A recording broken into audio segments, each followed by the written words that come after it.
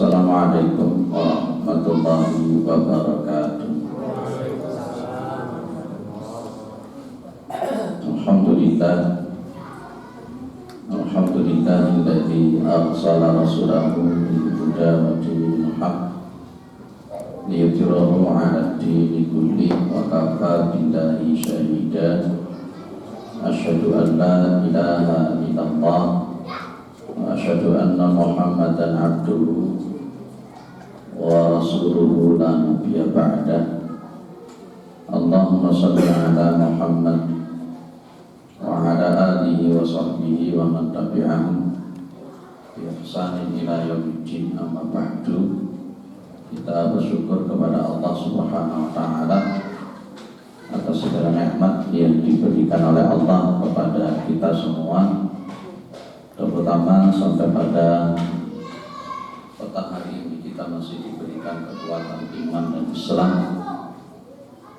Kita masih diberikan kesehatan serta kesempatan sehingga kita masih bisa melaksanakan kewajiban kita salat maghrib berjamaah, dan kita lanjutkan dengan mengkaji agama Allah Subhanahu wa taala.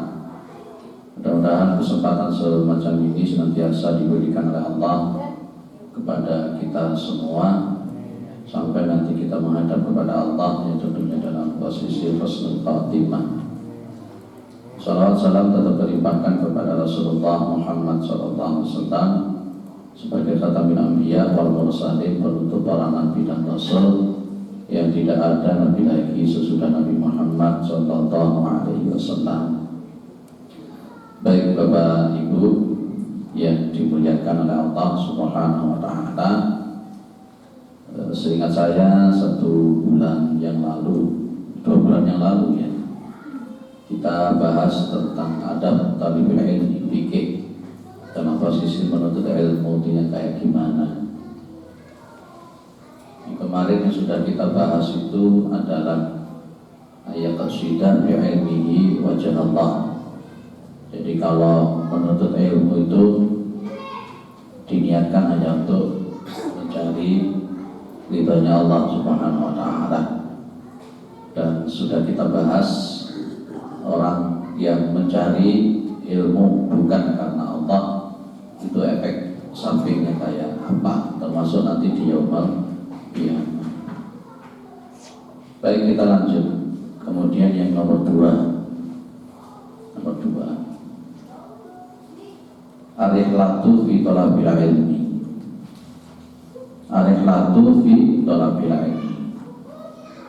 Rihlah itu kan secara linguistik berarti melakukan perjalanan. Fi thalabil ilmi, di dalam mencari ilmu.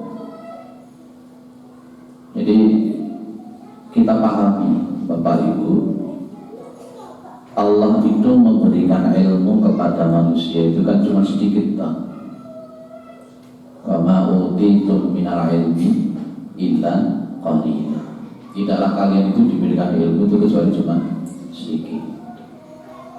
Kalau jenengan tengok yang namanya Nabi Musa alaihissalam, Nabi Musa alaihissalam itu juga diperintahkan oleh Allah Subhanahu wa taala untuk mengadakan rihlah,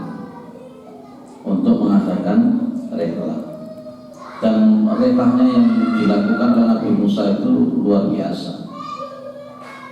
Jadi kan kalau di dalam riwayat Bukhari, suatu saat yang namanya Nabi Musa alaihissalam itu kan kumpul-kumpul dengan masyarakat Bani Israel. Tiba-tiba kemudian ada seorang laki-laki itu yang tanya, bainama Musa bi malakin min Bani Israel ja'ahu rajulun faqala hal ta'lamu ahadan a'lama minka. Qala Musa la. Fa'auhallahu azza wa jalla ila Musa. Jadi ada orang tanya sama Nabi Musa, kamu ngerti tak kira-kira ada orang yang lebih pintar dari kamu apa enggak? Kira-kira ada orang yang lebih pintar dari kamu apa enggak? Kata orang itu kepada Nabi Musa. Nabi Musa cuma bilang lah, tidak ada yang lebih pintar dari saya. Itu Nabi Musa dalam riwayat Bukhari. Dan akhirnya Allah Subhanahu wa Ta'ala menyuruh untuk Nabi Musa melakukan sebuah perjalanan. Perjalanan yang dilakukan oleh Nabi Musa itu luar biasa. Dilakukan oleh Nabi Musa itu luar biasa. Hanya dikasih tahu kalau nanti ketemu di pertemuan dua samudra. Di situ nanti akan ketemu Nabi Khidir. Kalau jenengan lihat di sini, wa qala Musa li fatahu la adrahu hatta ablugha majma'al bahraini aw amdiya hububa. Ya, secara tekstual setidak-tidaknya bisa diterjemahkan begini. Ketika Musa berkata kepada santrinya, kepada muridnya, kita tidak akan beristirahat, sampai kita itu menemukan pertemuan dua samudra, atau kita akan jalan terus menerus. Ini rihlah yang dilakukan oleh Nabi Musa alaihi salam, dan itu mengalami kecapean yang luar biasa. Jangan lihat yang nomor 62, ayat nomor 62. Falamma jawaza qala li fatahu atina wada'ana laqad laqina min safarina hadza nasaba. Nasab itu kan artinya capek. Dia bicara sama santrinya bahwa atina wada'an. Wada itu kan artinya sarapan. Itu artinya yang dilakukan oleh Nabi Musa dan muridnya ini. Ada yang menyebut Yusuf bin Nun, santrinya itu diajak itu. Wada itu kan artinya sarapan kan? Itu berarti Nabi Musa itu sudah melakukan perjalanan malam hari juga. Inilah rihlah yang dilakukan oleh Nabi Musa di dalam rangka untuk bela ilmu. Hanya gara-gara ketika dia ditanya, ada enggak yang lebih pintar dari kamu, kan gitu. Jangan amati kemudian di faidah-faidah yang bisa kita ambil. Ini saya bahas kisah-kisah semacam ini di Masjid Taqwa Batu. Di Ahmad Yani sudah saya khatamkan kitab ini. Fadilatul ilmi wa rihlatu fi talabihi. Keutamaan mencari ilmu wa rihlatu fi talabihi, dan melakukan perjalanan di dalam rangka mencari ilmu. Wa annahu al-umur al-muhimmatu, dan sesungguhnya talabul ilmi itu adalah perkara-perkara yang sangat penting. Fa inna Musa alaihissalam rahila masafatan tawilatan. Maka sesungguhnya Nabi Musa itu mengadakan perjalanan, ya, menempuh perjalanan yang masafatan tawilatan, perjalanan yang sangat panjang. Sehingga walaqiya masabat, sehingga Nabi Musa menemukan rasa capek, kecapean fi talabihi, di dalam mencari ilmu. Amati lagi di sini. Wa taraka al-qu'uda 'inda Bani Israil li ta'limihi wa irsyadihi, dan Nabi Musa meninggalkan duduk-duduk berserta Bani Israel dalam rangka untuk mengajari Bani Israel atau memberikan petunjuk kepada Bani Israel. Wa khatara as-safara, dan beliau Nabi Musa lebih memilih bepergian untuk apa? Li ziyaratil ilmi, untuk mencari ilmu. Beliau punya amanat untuk memberi petunjuk kepada Nabi, kepada Bani Israel. Tapi begitu ada perintah untuk mencari ilmu, berangkat dia. Itu Nabi Musa, Pak. Bagaimana dengan kita? Kesombongan kita itulah yang bikin kita tidak mau ngaji lagi gitu. Ya, Nabi Musa yang luar biasa ilmunya saja masih disuruh untuk mencari ilmu, masih disuruh untuk melakukan perjalanan jauh. Biasanya orang itu penyakitnya gelem nuturi tapi gak gelem dituturi. Betul ya Pak ya? Bener gelem ngajari tapi gak gelem diajari. Itu manusia. Allah memberikan pendidikan kepada Nabi Musa. Meskipun Nabi Musa pintar, di kalangan Bani Israel tidak ada yang lebih pintar, tapi Allah menunjukkan ada yang lebih pintar dari kamu, Nabi Musa. Dan pas ketika Nabi Musa alaihissalam itu melakukan rihlah, untuk melakukan rihlah dan ketemu dengan Nabi Khidir, Nabi Khidir cuma bilang kepada Nabi Musa, Nabi Khidir itu cuma bilang kepada Nabi Musa. Ayatnya 67. Ayatnya 67. Qala innaka lan tastati'a ma'iya sabra. Kamu itu tidak akan bisa sabar. Kalau kamu itu ikut saya, kamu tidak akan bisa sabar. Itu sekali Nabi Musa ya. Dan akhirnya nanti kan kita lihat Nabi Khidir merobohi perahu, Nabi Khidir membunuh anak kecil, ya. Nabi Khidir itu membangun bangunan yang sudah mulai roboh. Nabi Musa benar, dia nggak sabar. Masya Allah. Ini sebenarnya konteksnya sebuah pengingatan kepada kita. Nabi Musa aja suruh belajar lagi kok. Kita yang sok-sokan baru ngerti satu hadis, dua hadis sudah belum ngaji meneh. Dan itu bukan ajaran Rasulullah SAW. Makanya saya sampaikan begini Bapak, ilmu itu kan ada 3 jengkal ya. Dalam sebuah kitab namanya Hilyatu Thalabil Ilmi atau Hiyatul Ilmi, Abu Zaid, saya punya kitabnya di rumah, sarafnya yang disyarahkan oleh Syekh Al-Utsaimin. Jadi bahwa yang ilmu itu salah satu asbarin. Ilmu itu ada 3 jengkal. Wa man taqala bi syibri al-awwal takabbar. Barang siapa yang masuk pada jengkal yang pertama, dia itu mesti sombong. Orang itu kalau sudah baru ngaji, baru oleh ilmu itu mesti sombong, sok-sokan. Belajar karate, belajar sabuk putih mesti sok-sokan. Sabuk putih, sabuk kuning sok-sokan. Baru belajar kata 1, kata 2, kata 3, terus kaya-kaya itu tadi. Belajar tapak suci, sabuk putih turun sampai sabuk kuning, turun sampai melati siji, terus sok-sokan. Kabeh-kabeh ditepiliki. Ya itu orang itu biasanya begitu, karakter orang itu sebenarnya dasarnya menurut itu. Baru belajar ilmu benar di hadis siji, hadis loro, pemana itu hafal Quran. Wah, makanya saya sering ketemu sama anak pemuda-pemuda yang hafal Quran, akhlak tidak karu-karuan, pintar pakai model-model. Baru hafal saja, baru paham. Ya. Jadi nanti kalau sudah masuk ke jengkal kedua, wa man taqala bi syibri al-thani tawaddu'a. Ibarat siapa yang masuk kepada jengkal yang kedua di dalam mencari keilmuan, tawaddu'a, dia akan tawadhu. Kalau dia sudah mulai ngerti, cenderung orang itu akan rendah hati. Lah ilmu ini tambah dhuwur, mengerti perbandingan ini, perbandingan itu, dia bisa tawadhu. Kemudian yang paling nomor 3 ini paling tinggi. Wa man dakhala bi syibri al-thalith, barang siapa yang masuk pada jengkal yang ketiga, annahu ya'lamu annahu la ya'lamu syai'an. Dia akan semakin paham bahwa dirinya itu tidak mengerti apa-apa. Jadi kalau ada orang itu lek saking pinter atau ada orang itu pinter gitu ya, tapi lek sombong, itu level paling rendah. Kalau ada orang punya ilmu kok sombong, itu level yang paling bawah, tidak ada apa-apa. Tapi kalau ada orang itu dia semakin punya ilmu kok semakin merasa gak ngerti apa-apa, itulah level yang tertinggi.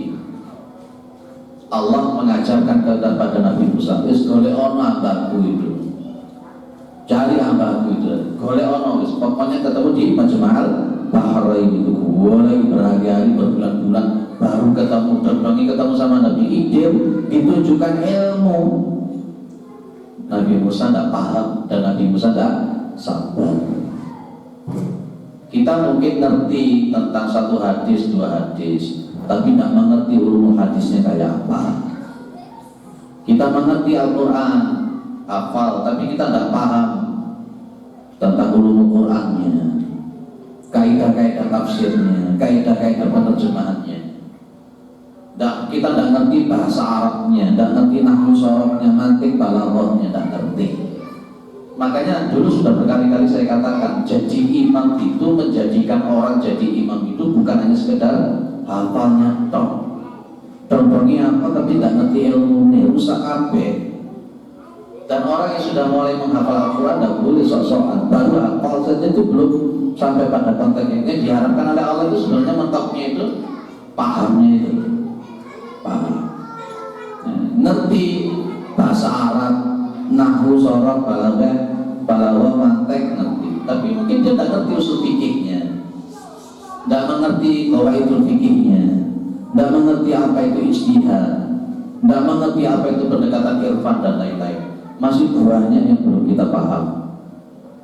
Saya masih ingat Pak Yai saya dulu di pondok bilang, kelas kamu sudah ngerti ini, bahasa Arab ini, nahwu sorab ini, sudah ngaji ini, cari kitab-kitab yang lain yang belum dibahas, baca.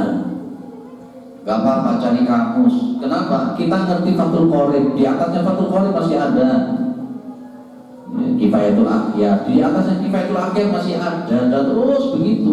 Mentok ilmu tidak ada mentoknya. Kita belajar fikih sunnah, di atasnya fikih sunnah masih banyak ilmu itu, kitab-kitabnya itu. Kayak Fiqhul Islam karya Wahbah Az-Zuhaili yang berjilid-jilid itu, gitu loh. Makanya sebenarnya kalau kita semakin ngerti ilmu, kita akan semakin paham bahwa kita itu sebenarnya nggak ngerti apa-apa. Makanya nggak boleh, kalau saya bolak-balik ngomong di masjid-masjid yang lain, tak bilang ojo kebelinti dengan ilmu yang ada, nggak boleh sombong dengan ilmu yang ada. Ayo tawadhu. Maka dalam posisi ketawaduan dan kemudian kita masuk level yang nomor 3, kita berupaya untuk rihlah bitolabil ilmi yang nomor 2 ini. Karena kita ini memang nggak ngerti apa-apa, ya kita berupaya untuk menambah ngerti. Itu yang kita sebut dengan ar-rihlatu bitolabil ilmi. Gurunya jenengan ada berapa? Gurunya jenengan ada berapa? Terus ilmu yang sudah dipahami apa saja, itu. Jadi jangan begitulah jadi manusia gitu. Jadi makanya saya itu kalau lihat orang sing rada sok-sokan kemimpi tak guyu tok. Ini level paling besar gitu. Berarti masuk pada jengkal yang pertama, belum masuk jengkal yang nomor 3. Belum masuk jengkal yang 3. Ada seorang sahabat namanya Jabir bin Abdillah. Annahu sami'a Jabir bin Abdillah yaqul balaghani hadithu an rajulin sami'ahu min Rasulillah sallallahu alaihi wasallam. Fastaraitu ba'iran thumma shaddadtu alaihi rahli fasirtu ilaihi syahran hatta qatibtu alaihi asyam. Ini Jabir bin Abdillah itu kan cerita kalau dia itu dengar ada orang yang mendengar langsung sebuah hadis dari Nabi. Kalau zaman sekarang mungkin untuk mencari hadis dengan pakai HP, lewat YouTube, pakai Google, saiki gitu ya. Apalagi ada maktabah syamilan, dengan klik keluar slide gitu kalau sekarang. Tapi kelahnya sekarang ya lewat buku-buku, kitab-kitab mungkin. Kalau zaman dulu untuk mendapatkan hadis, dia melakukan perjalanan untuk menemui sahabat yang mendengar itu langsung dari Rasulullah Muhammad SAW. Ini Jabir bin Abdillah itu kemudian bilang, fastaraitu ba'iran, maka saya itu membeli seekor onta. Thumma syaddadtu alaihi rahli. Syaddadtu itu berarti memang betul-betul bersungguh-sungguh, cancut tali wondo. Nah benar ya bahasa Jawa ini ya. Cancut tali wondo, bahasa Indonesia ini cancut apa bahasa Jawa? Cancut tali wondo ya. Terus tenanan betul ya, sik-sikan lengan baju, semangat rahli dalam perjalanan. Terus tenanan betul ya. Jadi betul-betul semangat yang namanya Jabir bin Abdillah melakukan perjalanan setelah membeli seekor onta.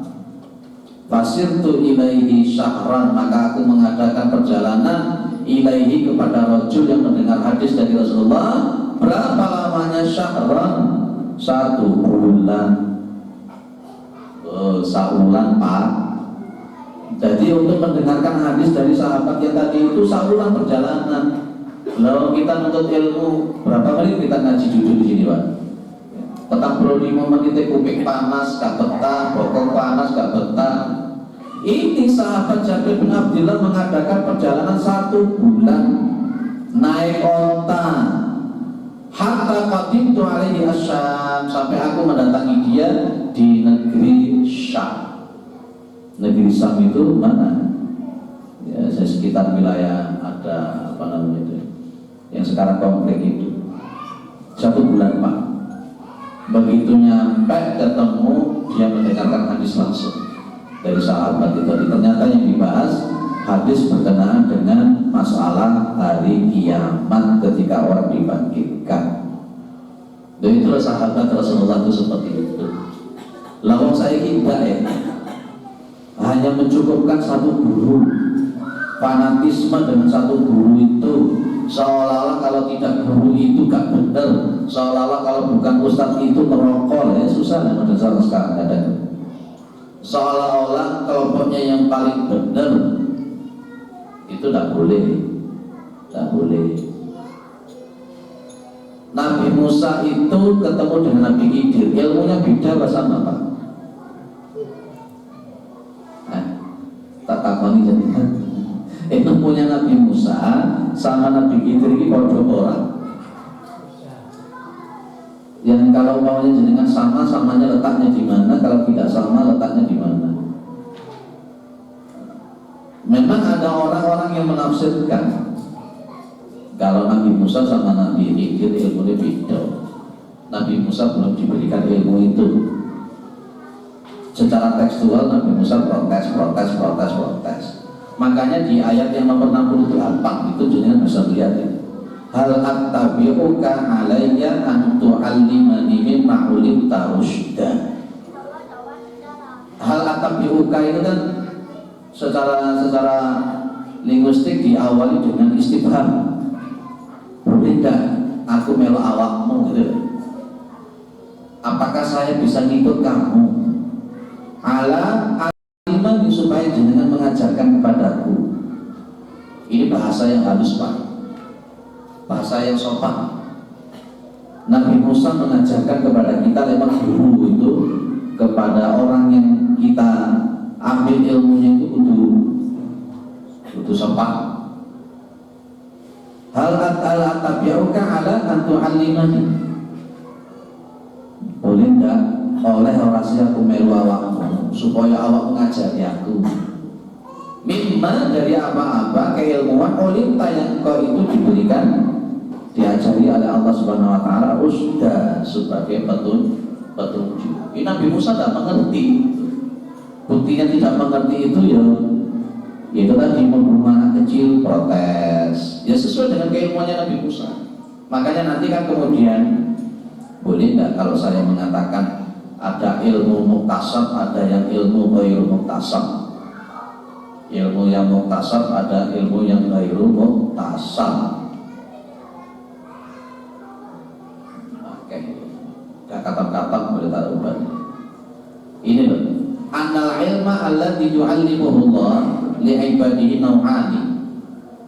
Sesungguhnya ilmu yang Allah mengajarkan kepada hamba-hambanya itu ada 2. Ilmu muktasabun, ilmu muktasab. Ilmu muktasab itu yadriku al-abdu bijiddihi wa ijtihadihi. Itu dengan alam bil qalam, sinau, talabul ilmi. Jadi kan duduk semacam ini namanya ilmu muktasab. Ilmu muktasab ya jenengan maca ya sinau delok dalil, belajar bahasa Arab gini, itu namanya ilmu muktasab. Yang nomor 2 wa ilmu laduniyun. Wa ilmun laduniyun. Ilmu laduni. Jadi kan pernah dengan kata-kata ilmu laduni. Tapi ilmu laduni yang terbahas dalam konteks syariat bukan seperti ilmu laduni yang dipahami di masyarakat secara gelantik-gelantik dengan wiritan-wiritan dan kawan-kawan itu. Ayo wiritan ini supaya dapat ilmu laduni, tidak benar itu. Benar. Lah Nabi Khidir ini masuk kategori wa ilmun laduniyun. Makanya kalau di dalam Al-Quran, kalau jenengan amati, kenapa yang namanya Nabi Khidir itu ilmun laduniyun? Jenengan amati di hadis yang di ayat yang nomor 65. nomor 65. Ayat nomor 65. Fawajada abadan min ibadina atainahu rahmatan min indina. Lah ini wa 'allamnahu min ladunna ilma. Istilah ilmu laduni itu dari ayat 65 surat Kahfi. Saking bertakwanya kepada Allah, saking dekatnya kepada Allah, dia langsung diajari oleh Allah tanpa dia belajar. Nabi Khidir ngerti bahwa anak kecil ini nanti kalau dewasa membuat bapaknya ibunya jadi kafir. Diperintahkan oleh Allah pakai nama cili. Oh jadi kira ilmu ini dia seperti itu bapaknya jadi matanya aneh. Itu. Atau pas ketika dia itu moro-moro melubangi perahu, diprotes loh, kamu kok bisa melubangi perahu nanti bisa tenggelam. Ternyata kan akhirnya nanti Nabi Khidir itu paham betul bahwa di sini itu banyak perompak-perompak, rampok-rampok, perahu-perahu sing api-api nanti akan diambil. Ini maka tak ulangi, tak rusak supaya tidak dirampas. Nanti kalau dirampas nanti yang naik perahu ini mati semua, dimasukkan ke laut. Baru satu lagi arahnya itu dan seterusnya. Clear ya Pak? Jadi mengadakan rihlah untuk mencari keilmuan. Baik, harus kita pahami di nomor 2 ini, ilmu kita itu sedikit, ilmu kita itu tidak ono-opo nih. Ya, maka seharusnya semakin banyak ngaji, semakin tawadhu.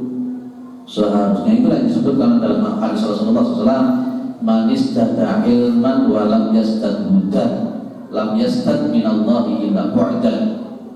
Barang siapa yang bertambah ilmunya kok tidak tambah petunjuknya, ya, tambah ilmu tapi tidak bertambah petunjuknya, maka lam yastad minallahi illa bu'dan, maka dia tidak bertambah kepada Allah kecuali bertambah jauh. Ya, hati. Ayo belajar. Saya di rumah itu mengumpulkan kitab 3 sab sebanyak itu belum saya kuasai semuanya.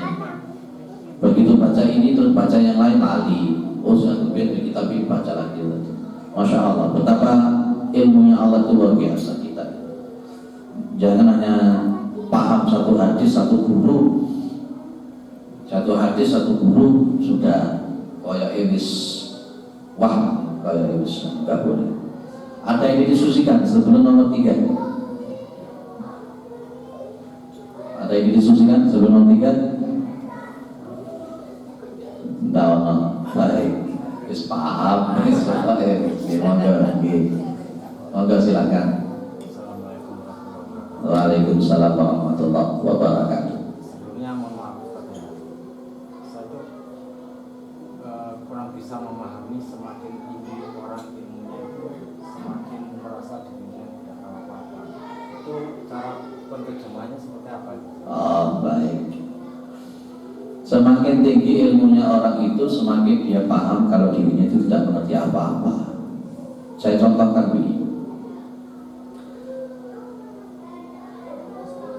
Kalau kita baca buku itu, kalau kita baca kitab itu, belilah kitab-kitab yang ada footnote-nya, ada catatan kakinya.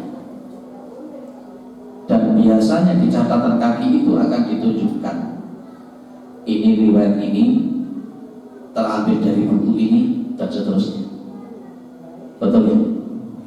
Pas ketika kita membaca sebuah kitab kemudian muncul nomor 1 surat kayak seperti ini kan, nomor 2 gitu kan ya, nomor 2, maka di catatan kaki akan dimunculkan itu riwayat siapa, di buku apa, pengarangnya siapa. Dari situ saja sudah semakin jelas kalau kita tidak ngerti apa-apa. Apa maksud saya ini? Begitu melihat ini riwayat siapa gitu, oh ternyata riwayat Bukhari. Yang sebelumnya kita tidak tahu kalau itu riwayat Bukhari. Sebelumnya kita tidak tahu itu di bab apa. Sebelumnya kita tidak tahu itu di kitab apa. Nah, orang yang semakin tinggi ilmunya dengan konteks semacam itu, dia akan semakin nyadari, oh ternyata semakin aku moncong, semakin aku mengerti kekurangannya. Semakin aku moncong, nanti aku dibujuk. Nah itu maksudnya.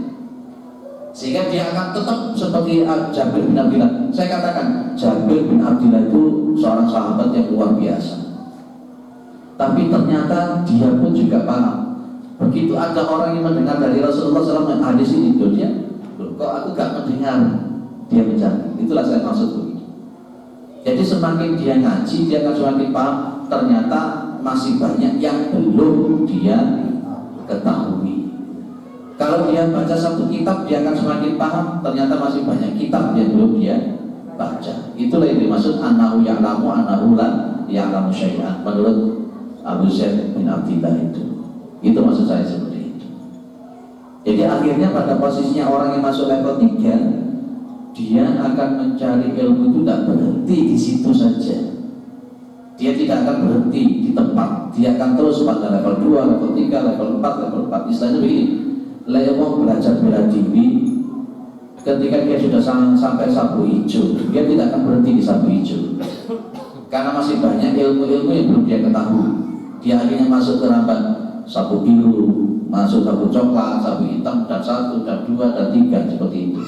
Itulah yang dimaksud layak lamu syai'ah. Beda dengan orang aku segini ilmuku sampai ini, sampai ini. Nah, itu beda. Itu akhirnya memunculkan pada level yang pertama. Clear ya Pak? Ada yang lain?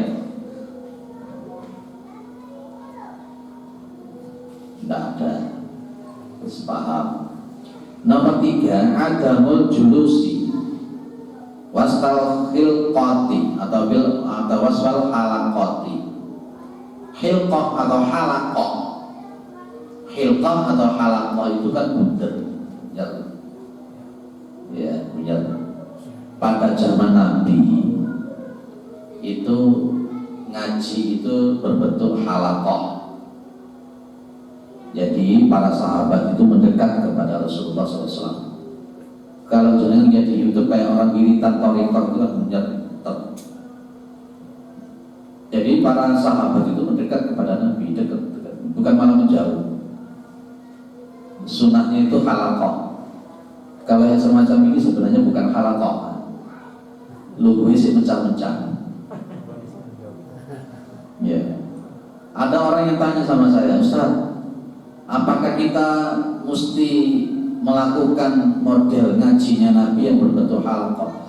Biasanya yang berbentuk halaqah itu yang melakukan itu teman-teman jamaah tabligh. Jadi dengan amati jamaah tabligh kalau ngaji, dia mungkin ustadznya di tengah, syaikhnya di tengah, kemudian santri-santrinya muter begitu. Itulah yang dilakukan oleh Rasulullah SAW. Dekat. Mencari kata masjid taklim itu yang bagus, semakin dekat kepada ustadznya semakin bagus. Nah, ada jamaah yang tanya, Ustaz, apa mesti kita halaqah toh? Oh, kita sudah ada speaker toh. Ada speaker. Masa masih tetap muter begitu ada speaker? Terus saya bilang, dalam kita memahami sebuah sunnah itu kadang-kadang perlu namanya tekstual, tapi kadang-kadang memang perlu kontekstual. Di dalam pemahaman sunnah itu kalau dalam kaidah usul fikih itu ada yang tabiiyah al-insaniyah, ada yang khobariyah al-insaniyah, ada khususan Nabi. Ini kalau menurut ulama usul fikih itu adalah hal-hal yang sunnah tapi tidak wajib untuk dilaksanakan. Artinya tidak wajib seperti itu. Tapi pas ketika dilakukan pasti ada ilat hukum. Maka kalau saya mengatakan sunnah-sunnah fi'liyah yang dilakukan, apa sunnah fi'liyah itu apa? Sunnah-sunnah fi'liyah. Kata dia ada sunnah qauliyah, ada sunnah fi'liyah, ada sunnah takririyah. Kalau sunnah qauliyah itu sunnahnya berasal dari ucapan Nabi. Kalau sunnah fi'liyah itu apa yang dilakukan oleh Nabi. Kalau sunnah takririyah itu ketetapan. Nabi melihat sahabat makan dom, binatang dom kayak semacam biawak begitu. Nabi membiarkan, tidak menghalalkan juga tidak mengharamkan, tapi Nabi tidak makan. Itu namanya sunnah takririyah. Lah, baik itu sunnah qauliyah, sunnah takririyah ataupun sunnah fi'liyah, hukum-hukum yang ditetapkan yang dilakukan oleh Nabi itu pasti ada ilat hukum, ada sebab kenapa beliau melakukan itu, dan pasti ada namanya hikmatul tasyri', ada hikmah-hikmah, ada hikmah kenapa mesti begitu, ada maqasid syar'iyyah, ada maksud-maksud kenapa semacam itu. Nah itu, maka pas ketika Rasulullah itu menyuruh ayo dekat, halaqah, itu pasti ada maksud kenapa Nabi Muhammad SAW seperti itu. Contoh juga antara menuntut ilmu, taklim semacam ini dengan membaca dzikir pagi dan dzikir sore, lebih diutamakan mana? Lebih diutamakan taklim.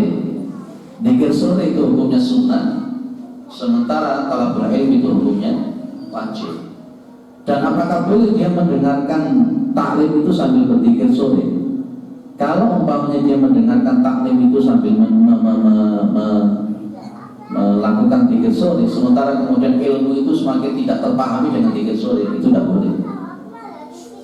Maka itu yang disebut dengan fikih aulawiyah. Loh, kenapa modelnya semacam itu? Ada maqasidnya. Kenapa Rasulullah lebih menentukan, lebih mendahulukan thalabul ilminya? Maka wajibnya itu maqasidnya dulu. Maka hikmahnya, orang zikir sore tapi kemudian dia kehilangan keilmuan, itu lebih berat daripada dia itu kehilangan zikirnya tapi sementara ilmunya dapat. Nah itu adalah, jadi seperti itu. Atau mungkin jenengan bepergian safar, padahal di situ jenengan masih ada waktu untuk melakukan azimah. Azimah itu sholat seperti apa adanya. Kalau zuhur 4 rakaat, ya 4 rakaat. Itu namanya azimah. Sementara rukhsah itu yang 4 rakaat akhirnya nanti jadi 2. Itu namanya qasar. Loh, waktunya masih panjang. Ya, itu. Saya tidak capek. Apakah saya masih tetap melakukan qasar? Di antara maqasidnya itu Rasulullah mengatakan itu sedekahnya Gusti Allah, keringanan dari Allah, terima keringanan itu. Walaupun kemudian para ulama mengatakan boleh qasar, boleh tidak qasar, tapi itu adalah keringanan dari Allah Subhanahu wa taala. Maqasidnya ada. Kalau kita mau qasar boleh, kalau kita tidak qasar ya tidak apa-apa, halnya gitu loh. Jadi seperti itu. Halaqah. Nah, kalau kita sudah membentuk halaqah seperti yang disunatkan oleh Nabi, yang dilakukan oleh Rasulullah, maka tidak boleh kita duduk-duduk di tengah-tengah halaqah, punten itu kemudian kita duduk di halaqah, akhirnya menghalangi jamaah yang lain. Itu kalau dalam bahasa Hudzaifah di sini, Hudzaifatu mal'unun ala lisani Muhammadin aw la'anallahu ala lisani Muhammadin sallallahu alaihi wasallam man qa'ada wastal halaqati. Jadi punten. Lagi ini berarti itu halaqah, tapi tetap dia dikatakan majelis taklim, majelis ilmu. Dan majelis ilmu itu adalah riyadun min riyadil jannah. Kalau ada kata-kata riyadul jannah itu diantaranya bersalim.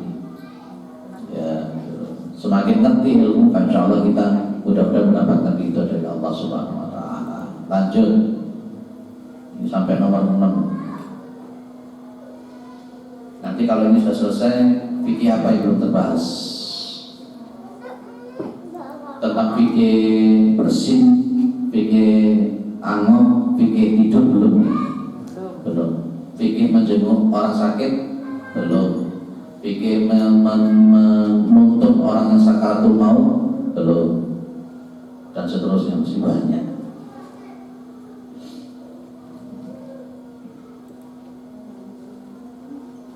Ada musyabahi. Ini menarik. Ada musyabahi itu kalau kita itu memang dalam posisi pencari ilmu, jangan kenyang, ojo kuarakan. Lu kenapa bisa begitu, Pak? Biasanya orang disebut abdul betul, abdul betul, hamba di weteng, jadi pikir umangan, uang oleh cenderung mangan, nah itu dia itu akhirnya ngantuan, lemaknya itu tebel, akhirnya jadi ngantuan. Kalau ngantuan yang ngajak ngaji ini baru kurang tua.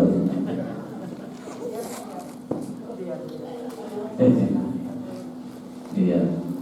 Kalau dengan di pondok itu, kalau masya Allah, nggak tahu kalau pondok sekarang itu, saya itu sebenarnya nggak sepakat ya, dengan pondok yang dengan membayar mahal sekali masuk sekian, baru di situ kayak sultan tenan.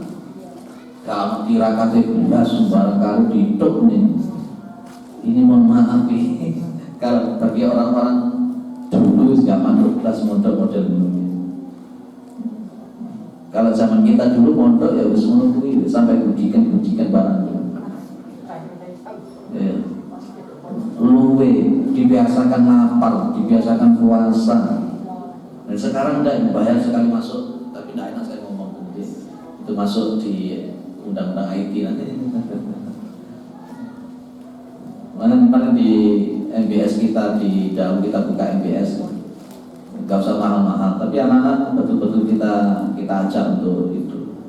Ya nanti rakat, ya apa macam-macam. Gak usah ngalung-ngalung dan mondok. Jadi kalau orang itu sudah kenyang, kakean turu, ngantuan, biasanya nanti hatinya atos. Layaknya atos, ilmu itu susah untuk masuk.